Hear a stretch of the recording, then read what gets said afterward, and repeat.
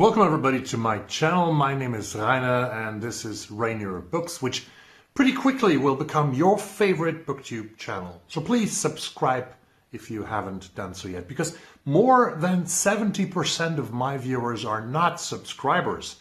It's easy to subscribe and it's free.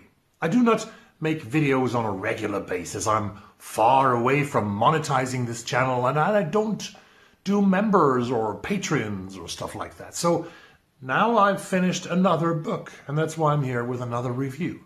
Natasha Brown's second novel, Universality. The first one, Assembly, was published 4 years ago in 2021 and got her the title Foyle's Book of the Year. Foyle's a big bookshop in London. Assembly dealt with topics like class, race and identity in the UK, presenting a black female character with a white boyfriend whose rich parents live in the posh countryside. On her way to a family gathering, she reflects about her life and her class journey into corporate business. Universality has a different starting point. An activist who calls himself Pegasus is beaten down with a gold bar by a man named Jake. Brown tells the story by using a long magazine article in the beginning of the book, written by a black British woman named Hannah, who rose to fame with this article after she had a long struggle to establish herself in the cultural scene of London.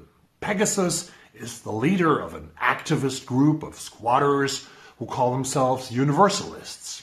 Different from Assembly, that was written in one stream of consciousness style, circling around just one character, Natasha Brown delivers universality through different sorts of texts and from different kinds of perspectives.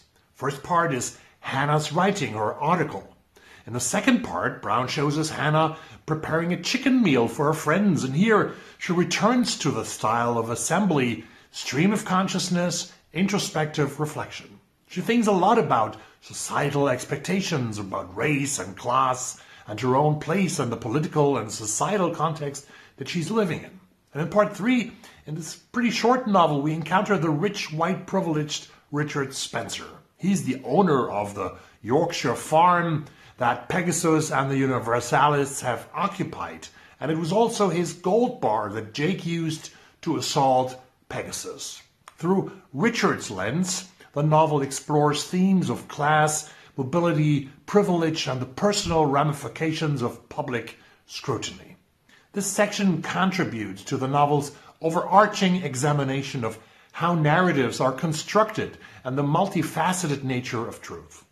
The final two parts of Universality center around Lenny, Jake's mom, who is a right-wing leaning media personality who uses the gold bar incident to further her own career.